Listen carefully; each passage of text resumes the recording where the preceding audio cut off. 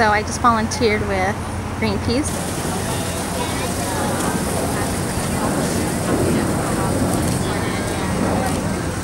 And we operate 3 ships, the Rainbow Warrior, the Esperanza, and the Arctic Sunrise, which is what I will be showing you today. So the Arctic Sunrise was built in the Netherlands in 1974 or 1975, depends on who you ask. I don't know well enough to know for sure. Some people ask me, is this the French flag waving up here? No, it is not. It is the Dutch flag. Again, this ship was built in the Netherlands. So again, we have 3 ships. These ships go all around the world and help us further our environmental campaigns in a lot of interesting ways. Sometimes it's doing research, sometimes it's facilitating a nonviolent direct action. So remember the BP oil spill of a decade or so ago? This ship actually conducted an independent investigation that showed that the impacts on the local area were a lot more than the company had reported. It's shocking, right? Earlier this year, this ship traveled to the Antarctic region with a team of scientists and submersibles to make the case for establishing a protected region down there. So if it's approved, it'll be the largest in the whole world, which is pretty exciting. And right before arriving in Honolulu, the ship traveled to the Great Pacific Garbage Patch. This is an area of pretty highly concentrated, tiny piece of plastic out in the middle of the Pacific Ocean.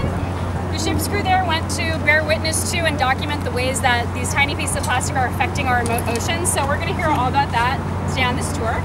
I just wanted to start by asking you all a few questions. First, how many of you all recycle in your everyday lives? So just about everybody.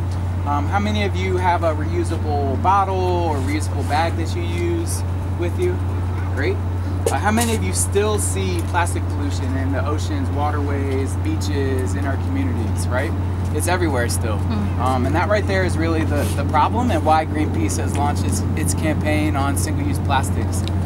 We've been told for a really long time that if we just recycle more, if we recycle better, if we do our individual parts, that we'll be able to address this crisis. But unfortunately, we know that that's not enough. Those things are all important. We need to still recycle, but we know that out of all the plastic that has ever been created in the history of the world, only 9% has actually been recycled, which is really just a sad and staggering number. Instead, most plastic ends up in landfills or incinerators or out in our environment, in our oceans. Every single minute of every day, all year long, the equivalent of 1 garbage truckload's worth of plastic enters our oceans. So you've been on the ship, probably will be on the ship for about 30 minutes. In that time period, about 30 truckloads worth of plastic will have entered the oceans, just in that time period. It's clear that no matter how much we do cleanups or recycle, we really need corporations to just stop producing so much plastic to begin with. And that's what we're calling on them to do. The Hawaiian Islands are, of course, particularly hard hit by plastic pollution as it moves across the Pacific Ocean and washes up on the shores here. We just worked with our allies in the Break Free from Plastic movement to conduct 239 beach cleanups and brand audits all over the world. 42 countries, 6 continents. So basically what we're trying to do is use the traditional beach cleanup, which is great, but plastic always comes back, right? So we want to start holding corporations and brands accountable for that plastic pollution that we find on beaches. So we're naming them publicly and really shaming them for the pollution that we find out in the world from them. So can anyone guess who the top corporate plastic polluter was worldwide? Coca-Cola. That's right. Number 2? Pepsi. Number 3? 3 for 3? Nestle. Yes. 3 for 3. That's amazing.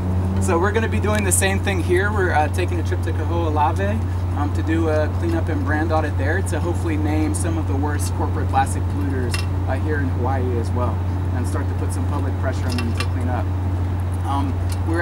David was on the ship. We were just out in the Great Pacific Garbage Patch for over 10 days, working to do the same thing out in the middle of the ocean. So this is just some of the plastic that we found in the Great Pacific Garbage Patch, which is now twice the size of Texas. There are actually 5 gyres too. It's one of 5 of them. And this is not everything, right? So plastic doesn't ever go away. It just fragments into much tinier pieces called microplastics. We use this trawl net over here on the side to trawl off the side of the Arctic Sunrise.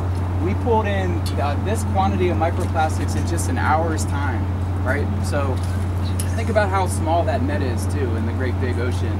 And we were able to pull in hundreds of thousands of pieces of plastics, which is really just sad and scary. So it's really, we're looking to demand that corporations do their part. The folks that, or the corporations that have the money to invest it into new technologies, to do some innovating, to think through beyond plastic, and really immediately start to phase out and reduce their reliance on single-use plastics. We hope you all will join us. I think you probably all have cell phones with you, so please pull them out. And text plastic free to 877-877. What that will do is send you a link to a petition. We're looking to put pressure on the CEOs of these large corporations that we're finding in these beach cleanups and brand audits, and demand that they reduce their reliance on single-use plastics. Start using their money to innovate towards something better.